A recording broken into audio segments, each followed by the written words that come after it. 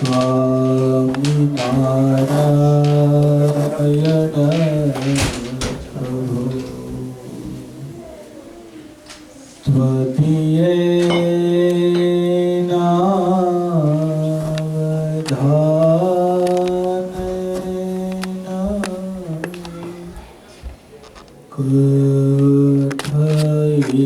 કથયિષ્યે શુભા કથા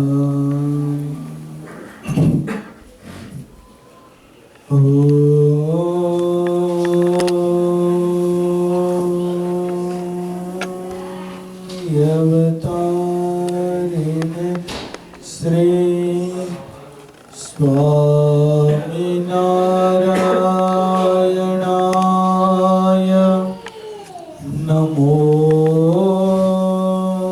નમઃ.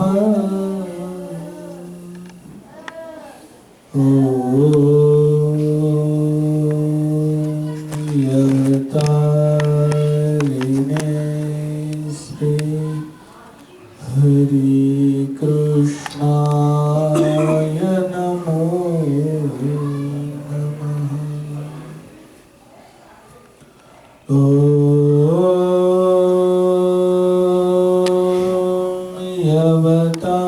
યવતારિણે શ્રી પૂર્ણ પુરુષોત્તમાય નમો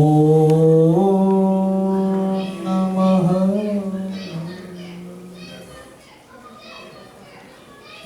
ઈષ્ટદેવ પરાત્પર પરબ્રહ્મ પુરુષોત્તમ ભગવાન શ્રી સ્વામિનારાયણ, સભામાં ઉપસ્થિત પૂજ્ય ગુરુ સ્વામી હિંડોળા પર્વની અંદર ઠાકોરજી રાહુલભાઈને ત્યાં પધારેલા છે, ત્યારે એ રાહુલભાઈને ત્યાં પધારેલા દરેક ભક્તજનોને અમારા ભાવથી જય સ્વામિનારાયણ. વાલા ભક્તો, બધા મજામાં? તો કેમ અવાજ ધીરો પડી ગયો? કારણ કે તમે કોઈ મંદિરે તો આવતા નથી, અહીંયા બધો મળો છો, કારણ કે ન્યા ઠેઠ તમને દૂર પડે છે, એટલે હું તમારી પાસે આવું છું, સમજ્યા? એટલે અહીંયા તો જય સ્વામિનારાયણ બોલો. હજી હરખો અવાજ ન આવ્યો. જય સ્વામિનારાયણ. હવે એમ લાગ્યું હું તમને મળવા આવ્યો, તમે તો નહીં આવ્યા. ભલા ભક્તો, આવો આપણે કથાની અંદર પ્રવેશ કરીએ. હરિચરિત્રામૃત સાગરની અંદર ગઈકાલે સાધુઓના જે લક્ષણો હોય એની કથાનું આપણે શ્રવણ કર્યું. અહીંયા હરિગીતાની અંદર ભક્તિ માતાને ભગવાન બાલપ્રભુ ઘનશ્યામ મહારાજ સંત સમાગમ શું છે એ વાત સમજાવતા કહે છે. અત્યારે આપણે જે હરિચરિત્રામૃત સાગર જે છે એની અંદર હું કોઈ બીજા જાજા દ્રષ્ટાંત કે બીજી કોઈ વાત એટલા માટે નથી કરતો કે મલાઈ તમને બધી આપવી છે કે આમાંથી એક પણ અક્ષર ખૂટી ન જાય, આવો હું લક્ષ્ય રાખું છું. તમે બધા સાંભળવામાં રાજી રહેજો. ત્યારે સાધુનો સમાગમ શું કહેવાય છે? પહેલા તો લક્ષણ બતાવ્યા.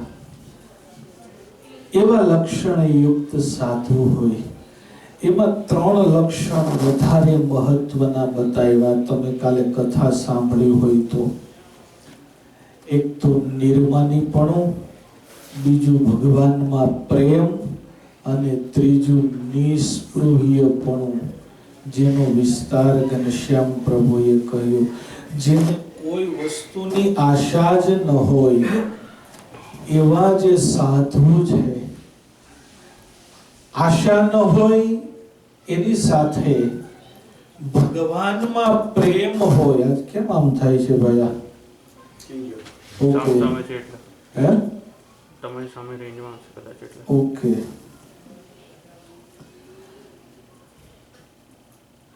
જ્યારે ભગવાનનો સાધુને ઓળખવા હોય, ભગવાનમાં પ્રેમ કરનારા હોવા જોઈએ, અને જીવાત્મા સમાગમ કરવા આવે ત્યારે પોતાનામાં નહીં પણ પરમાત્મામાં જોડનારા હોવા જોઈએ. અહીંયા મુક્તાનંદ સ્વામી ઉત્તમ રાજાને કહે છે, હે રાજન, ઉપર કહ્યા એવા લક્ષણે યુક્ત સાધુનો સમાગમ કરીને પ્રથમ ભગવાનના સ્વરૂપનું મહાત્મ જ્ઞાન સમજવું.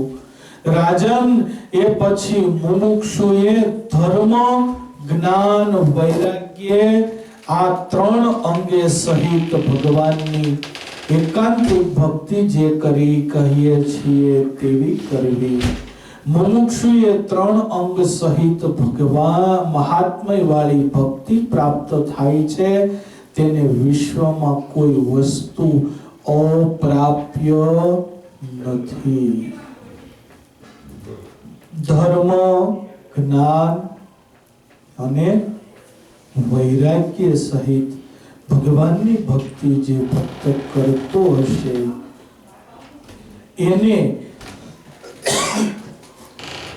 આ દુનિયામાં, વિશ્વમાં કોઈ વસ્તુ અપ્રાપ્ય નથી. અને જેવા સાધુનો સમાગમ થાય તેના સમાગમથી ભગવાનનું મહાત્મય સમજીને તેવી ભક્તિ પ્રાપ્ત કરે છે. હે રાજન, હવે ભગવાનના મહિમાની વાત કહું છું, કહ્યા સિવાય ખબર પડે નહીં. હે માતે, મને જે ઉપર સાધુ કહ્યા તે શ્રી કૃષ્ણ ભગવાનનો સાક્ષાત્કાર થયો હોય છે.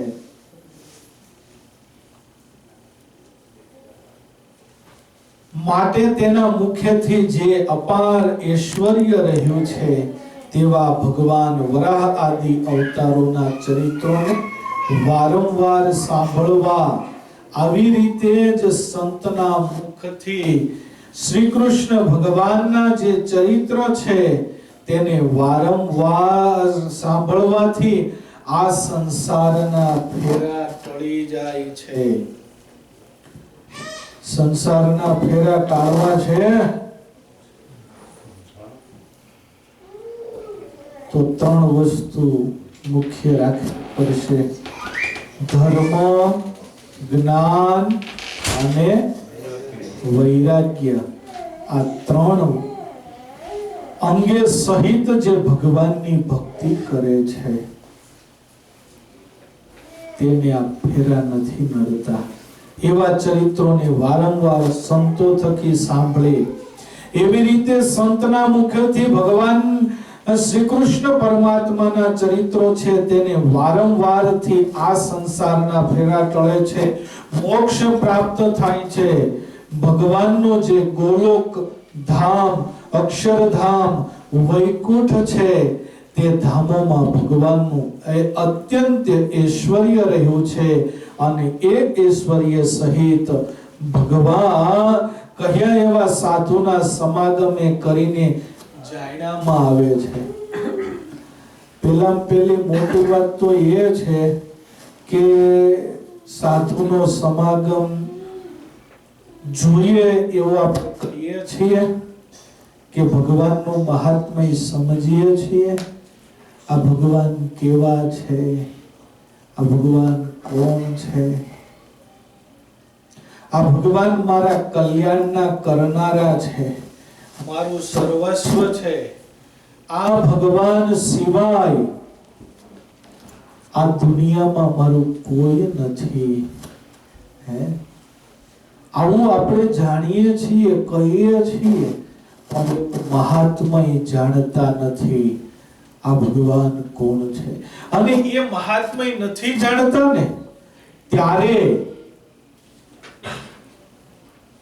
એ જીવાત્માને પછી મન ક્યાંક બીજે જાય છે. એક્ઝામ્પલ કે જીવાત્માને ભગવાનનો મહિમા નથી સમજાયો, એટલે એને દુઃખ આવે, એટલે એનું મન સ્થિર રહેતું નથી. એટલે એક આવીને કહેશે તને કફ થયો છે, એક આવીને કહેશે કે તું પેલા જ્યોતિષને બતાવ્યો, એક આવીને કહેશે તને ભૂતનો સંસાર થયો છે, એક આવીને કહેશે ફલાણા દોરો કરાય. માણસ ફરતો થઈ જાય છે એ એટલા માટે થઈ જાય છે કે એને પોતાના ઈષ્ટદેવને જાણ્યા તો છે, પણ આજે આ બધું માથાકૂટ વાળું લાગે છે એવું લાગે છે મને. દેશી લાવો, દેશી. આ દેશી સિવાય ઉધાર નહીં.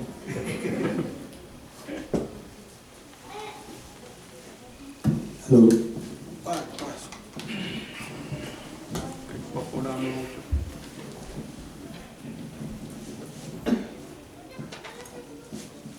હાલો હાલો, હા હવે મજા આવશે. એટલે શાસ્ત્રોની અંદર કહેવાય છે વેદ્યા વદંતી કફપીતમ રુધિકારાન જ્યોતિર્વિદો ગ્રહગતિ પરિવર્તયંતમ ભૂતા વિસંગ ઇતિ ભૂતવિદો વદંતી પ્રારબ્ધ કર્મ બલવન મુનિયો વદંતી. આ તો શાસ્ત્રો કહેનારા છે, પણ આપણે સમજવામાં ભગવાન કેવા છે જાણ્યા નથી. ભગવાન સર્વ કારણના કારણ છે, સર્વાધાર છે, સર્વના નિયંતા છે, સર્વના સ્વામી છે,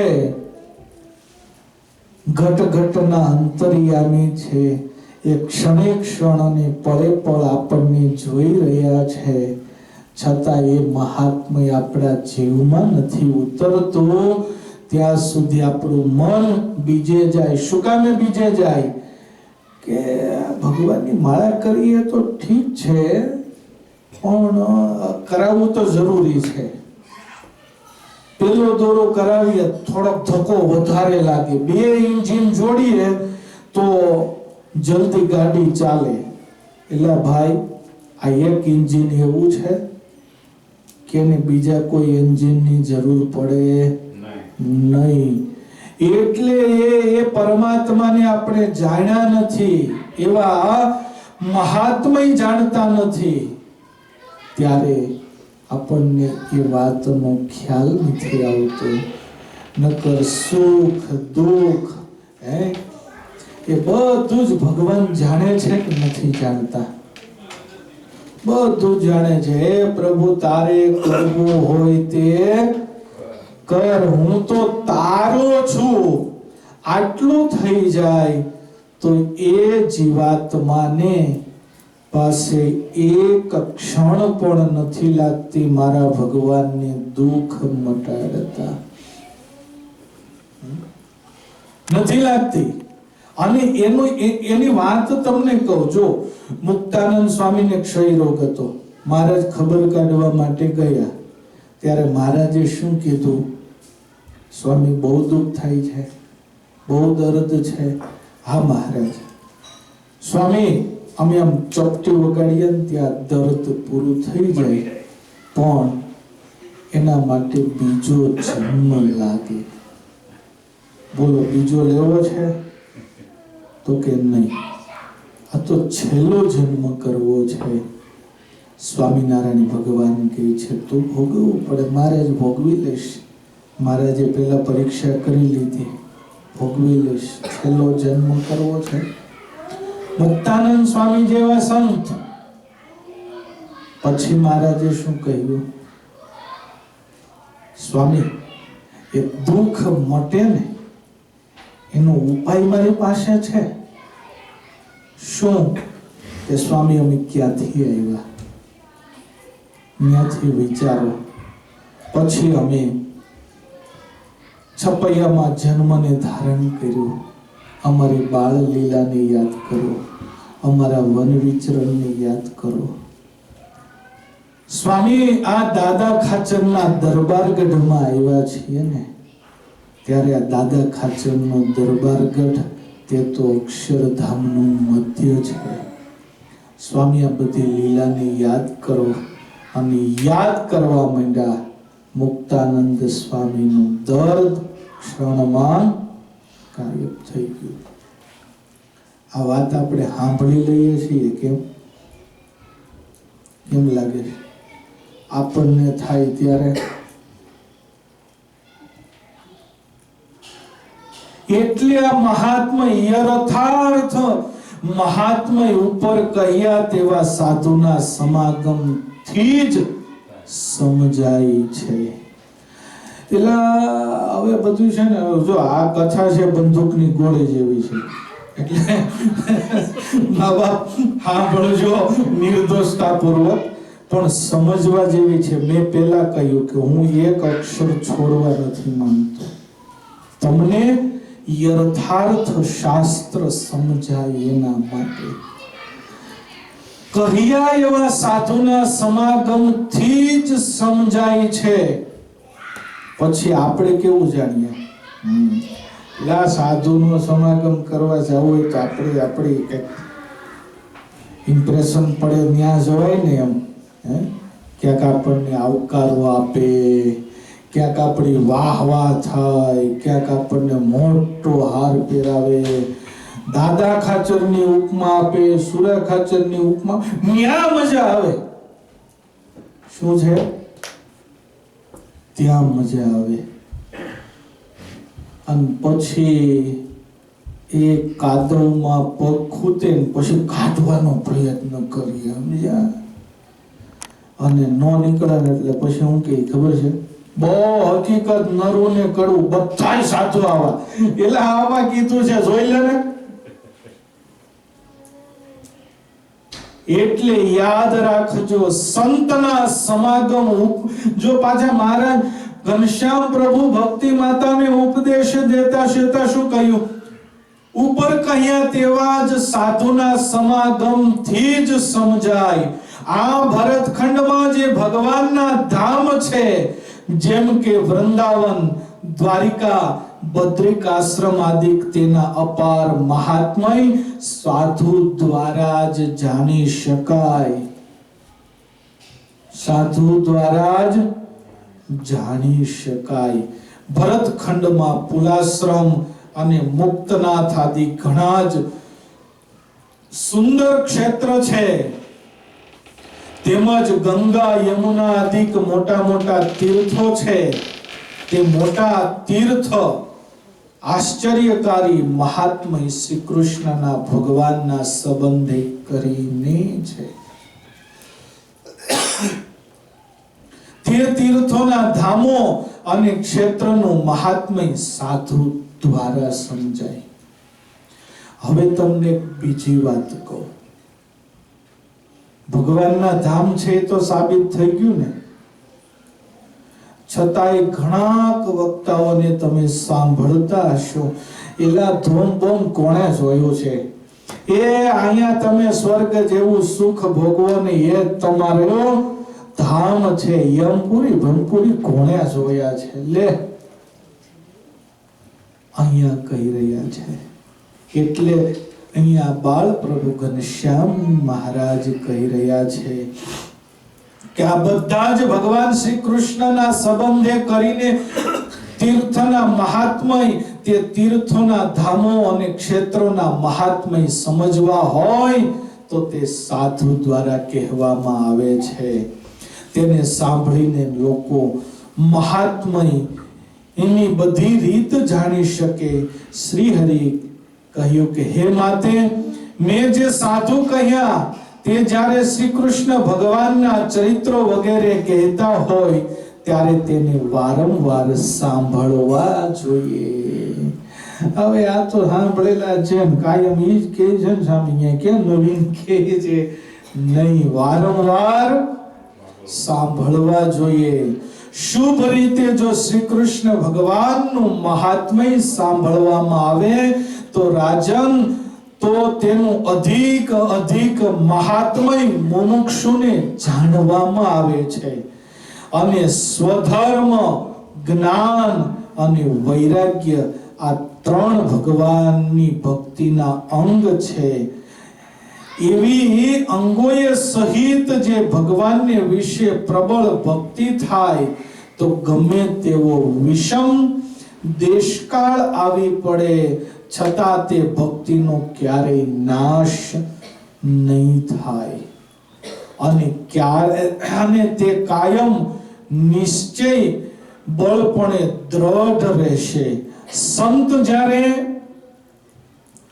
મહાત્મય જ્ઞાને યુક્ત સાંગ ભક્તિનું વર્ણન કરતા હોય ત્યારે તેને તેવી રીતે ચિત્ત પરોવીને શ્રવણ કરવું જોઈએ તો તે ભક્તિ ક્યારેય નાશ થાય નહીં. અને શ્રવણની રીતને જાણ્યા વિના પોતાની રીતે જે ભક્તિ કરે તે તો ભક્ત આંધળી બહેરી ને મૂંગી જેવી ભક્તિ કહેવાય છે. જો સાંભળવાની રીત સાંગ ભક્તિના મહાત્મા જ્ઞાને સહિત સાંભળે અને તેમજ આચરે તો તેનું અપાર ફળ મળે છે. રાજન, પહેલા જે સાધુના લક્ષણ કહ્યા તે સાધુઓ તો અત્યંત પવિત્ર છે. તેના મુખથી શ્રવણ કરવાથી તેવી જ ભક્તિ પ્રાપ્ત થાય છે. હે માતે, મારી સમજણમાં જેવું આવ્યું છે તેવું સાધુનું મહાત્મય હવે હું કહું છું. એવા સાધુ તો દુર્લભ છે. પૂર્વના અપાર પુણ્ય વિના તે મળતા નથી. અહીંયા મુક્તાનંદ સ્વામી કહે છે, ધર્મ જુત હી જો સાધુ કે દર્શ પરશ કરે નમસ્કાર સેવન કરી ભજન કરાયે તેવું પૂજે તત્કાલ જન કે ને અપાર જન્મ કે પાય समूहता के मूल से कर देवत ही उथाप. हे माते, रात દિવસ તે સાધુ સાથે રહે અને વાતો સાંભળે છતાં શુભ પવિત્ર બુદ્ધિ સિવાય તે સંત ઓળખાતા નથી. જે વાત મેં ગઈ કાલે કહી હતી કે જ્યાં સુધી તમને દિવ્ય ભાવ નહીં જાગે ત્યાં સુધી તમને શંકાના વાદળો ચડ્યા કરે છે. એટલે દિવ્ય બુદ્ધિથી તમે કોઈને નહીં જુઓ. દિવ્ય બુદ્ધિ એટલે કે તમારા મનમાં શંકા, તમારા પુત્રા પુત્રી દીક હોય, રાઈટ, એ મોટા થાય, યુવાન થાય, છતાં તમે ગમે તે રીતે બહાર જતા હોય તમને ચિંતા રહે કે નહીં, પણ શંકા નહીં રહે. ચિંતા જરૂર રહે છે, શંકા નથી રહેતી. તો તમે જેની પાસે કલ્યાણનો ખપ લેવા માટે જાઓ છો ત્યાં તમને દિવ્ય બુદ્ધિ નહીં થાય, શંકાના વાદળો ચડતા રહેશે. એલા કાદવમાં પગ ખૂતી ગયો એટલે બધે કાદવ જ હોય, બધી કીચડ જ હોય. યાદ રાખજો, દુનિયામાં સાચો ડોલર હોય ને તો ખોટો પણ હોય, અને સાચો ત્યારે જ ઓળખાય કે ખોટો છે. પણ જ્યાં સુધી એમાં સદ વર્તન નથી આવતું, એ દિવ્ય ભાવ નથી આવતું, ત્યાં સુધી આ વાત નહીં બની શકે. એટલે જીવનમાં લક્ષ્ય રાખવા જેવું છે. દિવ્ય બુદ્ધિ જ્યાં સુધી નહીં આવે, દિવ્ય ભાવ જ્યાં સુધી નહીં આવે ત્યાં સુધી સાધુ ઓળખાશે નહીં. બીજી વાત, સાધુને ઓળખવા એટલા માટે સાધુ પાસે જવું પડે છે, સંતનો સમાગમ કરવો પડે છે, એની પાસે બેસવું પડે છે. અહીંયા તો બધે એક જ સરખું ચાલતું હોય. એલા સાધુ પાસે જાશું, રમેશભાઈ મંદિર બનાવે છે, આગળ રૂપિયાનું કે છે, લે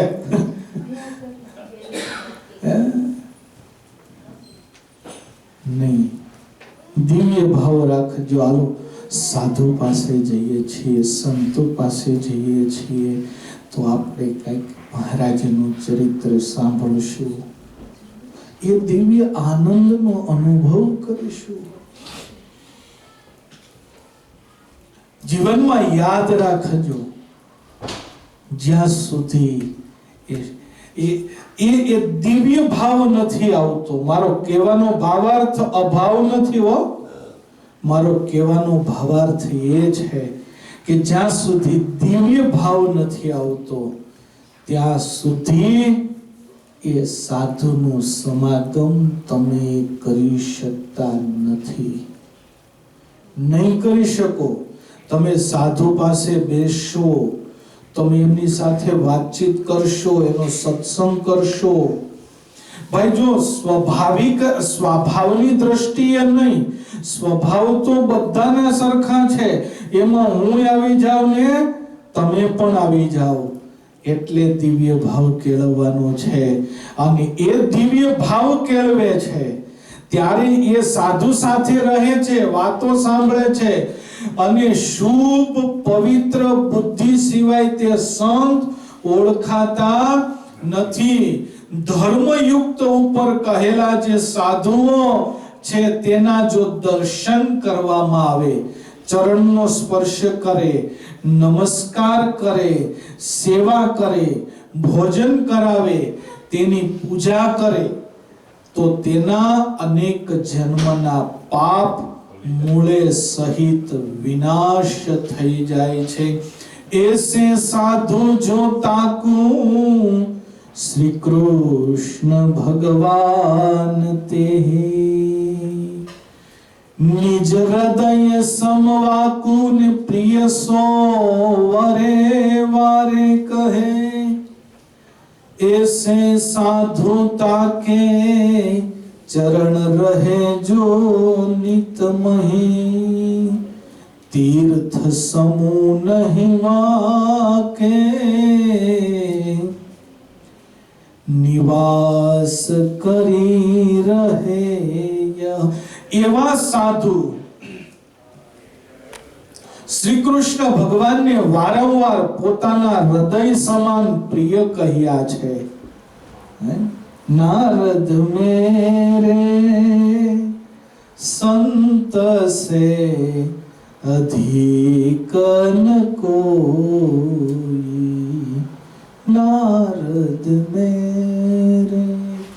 એવા સાધુના ચરણોમાં તો બધા જ તીર્થો નિવાસ કરીને રહે છે. साधु चरित्र शुभ चरित कपासु निरश विशरद गुणमयी फल जाशु. तुलसीदास जी સંતનો મહિમા કહ્યો છે, તીર્થો નિવાસ કરીને રહે છે.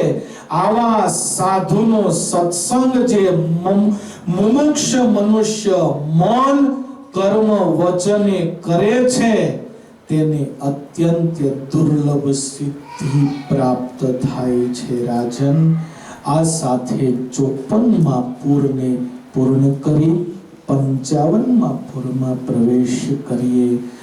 હવે શ્રી હરિ પ્રેમવતી માતાની આગળ ધર્મ જ્ઞાન વૈરાગ્ય તથા અંગે સહિત ભક્તિની વાતોના લક્ષણે સહિત હેતથી કહે છે. રાજન મુક્તાનંદ સ્વામી ઉત્તમ રાજાની આગળ જે ધર્માદિક લક્ષણો અલગ અલગ રીતે વિભાગ કરીને સમજાવીને પ્રેમથી કહે છે, એ ભક્તિના 3 જે અંગ મધ્યે પ્રથમ ધર્મ છે તેનો પ્રતાપ ઘણો મહાન છે. તે ધર્મને લીધે જ બ્રહ્માદિ ઈશ્વરો સ્વર્ગ, મૃત્યુ ને પાતાળ આ ત્રણ લોક ધારણ, પોષણ અને પાલન કરી રહ્યા છે. ધર્મ એવો મહત્વપૂર્ણ છે રાજન. બધા જ મનુષ્યો, બ્રહ્માદિક દેવતાઓ, મોટા જે ઈશ્વરો, તે સહુ નિરંતર શુદ્ધ ધર્મનું પાલન કરવું જોઈએ. કેમ છે? ધર્મ અતિશય આચરણ કરવા યોગ્ય છે. જેવું જ ધર્મનું દેવો, ઈશ્વરો વગેરે સમર્થન કરનારા 6 ધર્મ નિયમ પાલનથી જ મોટા કહીએ છીએ. જો કોઈ ઉતરતા કુળનો મનુષ્ય ધર્મ પ્રમાણે આચરણ કરે તો બ્રહ્માદિક દેવતાઓ એ પણ પૂજવાની યોગ્ય થાય છે અને પ્રથમ વારંવાર પ્રશંસા કરવાની યોગ્ય છે. બ્રહ્માદિક જેટલા ઈશ્વરો છે તે અત્યંત સમર્થ ગણાય છે રાજન. છતાં પણ તેઓ ક્યારેય જો ધર્મથી પડી જાય છે તો તેઓ મોટા કહેવાતા હોય તો પણ તે અલ્પ મનુષ્ય જેવા થઈ જાય છે. ધર્મથી માણસ મોટો છે. ભગવાન કૃષ્ણ પરમાત્માએ, જો હું વારંવાર વાત કરું છું, ધર્મ જેને તમે ધર્મનું પાલન કરો તો જ ધર્મ તમારું પાલન કરે. ગીતાજીમાં ભગવાન કૃષ્ણ પરમાત્માએ શું કહ્યું? ધર્મ રક્ષિતે રક્ષિતઃ ધર્મ એવો હતો હંતિ. ધર્મનું તમે પાલન કરો તો ધર્મ તમારું પાલન કરશે. ધર્મને તમે હણશો તો એ જ ધર્મ તમને હણનારો થશે. ઉતરતા હોય તો પણ પ્રશંસા કરવાની યોગ્ય છે. બ્રહ્માદિક જેવા ઈશ્વરો સમર્થ ગણાય, છતાં પણ ધર્મથી પડી જાય તો તેઓ મોટા કહેવાતા હોય તો પણ અલ્પ થઈ જાય છે. ચંદ્રની ડાગો લાગ્યો છે, બ્રહ્મની વાતને આપણે ક્યારે ભૂલી શક્યા ખરા? કે બ્રહ્માજી સરસ્વતીમાં મોહ પામ્યા હતા. ઇન્દ્રાદિક દેવતાની તો વાત જ કરો માં. છતાં પણ મોટા હોવા છતાં ડાગ લાગ્યો તો ઉતરતા કહેવાયા.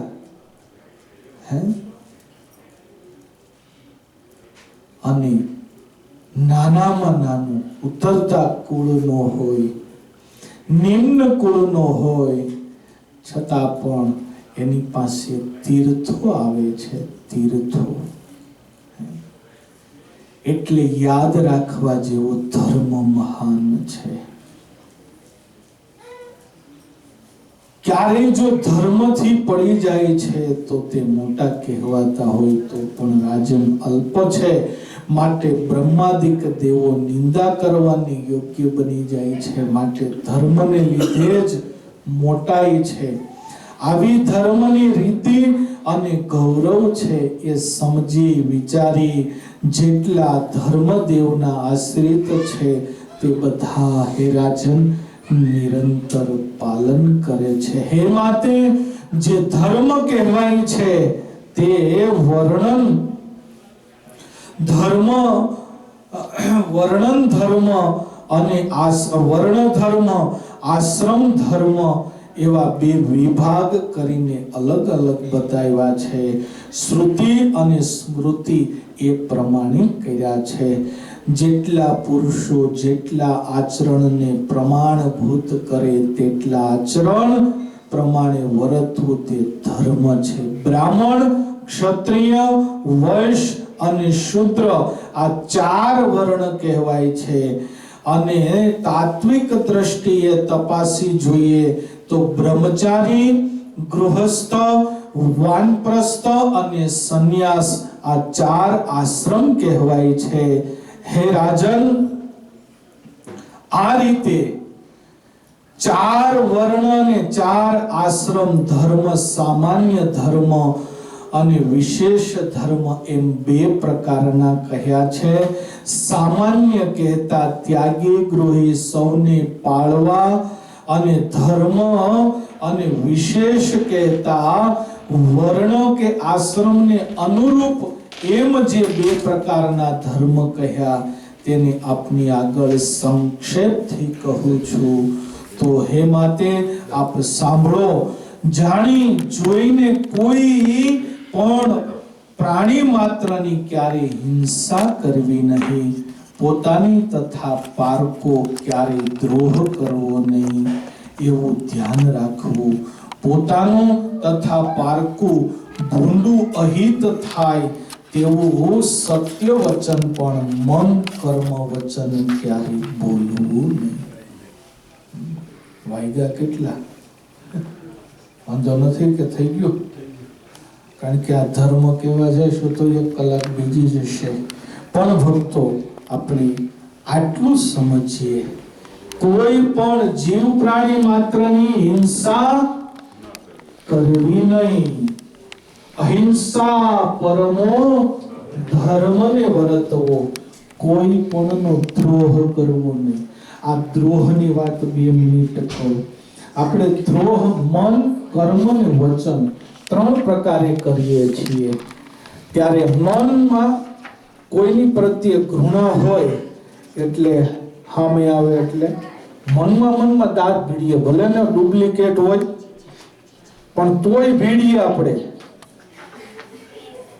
અને મનમાં આમ તો બહાર ન દેવી શકાય પણ મનમાં જોખીને આપીએ છીએ. દ્રોહ છે.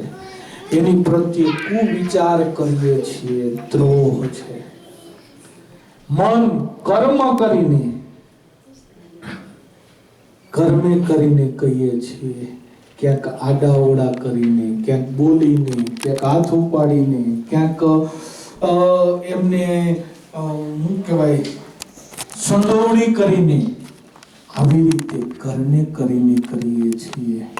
વચનથી બોલીને અનેક પ્રકારના ષડયંત્રો કરીએ એ કર્મ કહેવાય, અને બોલીને કરીએ તેને વચન કહેવાય. એટલે મન, કર્મ, વચન ક્યારેય કોઈનો દ્રોહ કરવો નહીં. પોતાનું તથા પારકાનું ભૂંડું કરવું નહીં. પોતાનું ક્યારેય વિચારતા જ નથી આપણે ભૂંડું થશે કે નહીં થાય. આપણે બીજાનું વિચારીએ પણ પોતાનું નથી વિચારતા. એટલે કોઈકને આંગળી ચીંધવામાં આપણે 1 નંબર રહીએ છીએ, પણ એ નથી જોતા 3 આંગળી આપણી તરફ આવે છે. એટલે યાદ રાખો, પારકાનું કે પોતાનું ભૂંડું ન વિચારવું. ભૂંડું થાય, અહિત થાય એવું ન વિચારવું. અને એવું સત્ય વચન હોય તો પણ મન, કર્મ, વચને ક્યારેય બોલવું નહીં. કોઈનું ભૂંડું થાય એવું હોય ને તો ક્યારેય બોલવું નહીં. આપણે તો અત્યારે ફિલોસોફી કેવી વાપરીએ છીએ કે એમને કહેશું નહીં, જાહેરમાં નહીં કહે તો એને ખબર કેમ પડશે? એ સ્વામી તમને ન ખબર હોય, આને કેવું જ પડે. તમે કર્યું એ શું થયું? તમે કર્યું તે શું થયું? એટલે ક્યારેય કોઈનું અહિત થાય એવું સત્ય વચન હોય તો પણ મન, કર્મ, વચને ન બોલવું. બાકીનો ધર્મ આપણે આવતીકાલે લેશું. ત્યારે વાલા ભક્તજનો, આવતીકાલે અમાવાસ્યાનો દિવસ છે. આવતીકાલે આપણે ધર્મની કથા કરશું, પણ પછી આવતા સોમવારથી આપણો શ્રાવણ માસની શરૂઆત થાય છે. ત્યારે આપણા સાધુ આશ્રમ મંદિરે આપણે એક નિર્ણય કરવામાં આવ્યો કે સોમવારે આપણે કથા પછી મહાદેવજીનો અભિષેક અને આરતી રાખેલી છે. તો દરેક ભક્તજનો ખાસ લક્ષ્યમાં રાખજો, કારણ કે આપણે જાજુ બધું ત્યાં ન કરી શકાય એટલે પ્રસાદની વ્યવસ્થા રાખેલી નથી. તો દરેક ભક્તજનોએ ખાસ લક્ષ્યમાં રાખવું કે આપણે માત્ર મહાદેવજીને પૂજન કરી, અભિષેક કરી અને જો બને ત્યાં સુધી હું એવું સમજુ છું કે તમને બધાને પણ મારા ખ્યાલથી યોગ્યતા પ્રમાણે રહે કે જે અભિષેક કરી લે, દર્શન કરી લે તો પછી એ તરત જ ત્યાંથી જાય તો બીજા આવે, એવી રીતે બધાને લાભ મળે. અમે ઈચ્છીએ છીએ કે બધા લાભ લો. અને વાલા ભક્તજનો, સાથે સાથે એ વાત પણ કરી દઉં કે આખો દિવસ આપણું મંદિર ખુલ્લું જ હોય છે. એટલે આપણે સવારે 7 થી 12 અને 3:30 થી 8 વાગ્યા સુધી મંદિરમાં દર્શન કરવામાં કોઈને બાધ નથી. તો દરેક ભક્તજનોએ એને પણ જાણમાં લેવી અને ક્યારેક આવતા રહેજો. આ તો ન કહેવાય પણ કહી દેવું સારું એમ. આવું એમ કીધું નહીં એમ. જો કે તમે કોઈ આવતા તો છો નહીં એટલે કથાની શરૂઆતમાં કહી દો ને કથાની છેલ્લે કહી દો. એટલે બધા દર્શન કરવા આવતા રહેજો. જેવી રીતે આ મંદિરમાં આપણે દર્શન કરવા આવતા હતા એ જ રીતે આપણા સાધુ આશ્રમ મંદિરે બધા ભક્તજનો દર્શન કરવા, બાઈઓ ભાઈઓ બધા આવતા રહેજો. એ દરેક ભક્તજનો ખાસ લક્ષ્યમાં રાખજો. અત્યારે આપણે સરસ મજાના હિંડોળા ચાલે છે અને અત્યારે સરસ મજાના સૂકા મેવાના હિંડોળા છે. આવતા સોમવાર અને શ્રાવણ મહિનાના પહેલા દિવસે આપણે બિસ્કિટના હિંડોળાના દર્શન થશે. તો દરેક ભક્તજનો એને પણ લક્ષ્યમાં રાખજો અને દર્શન કરવા દરેક ભક્તજનો આવતા રહેજો.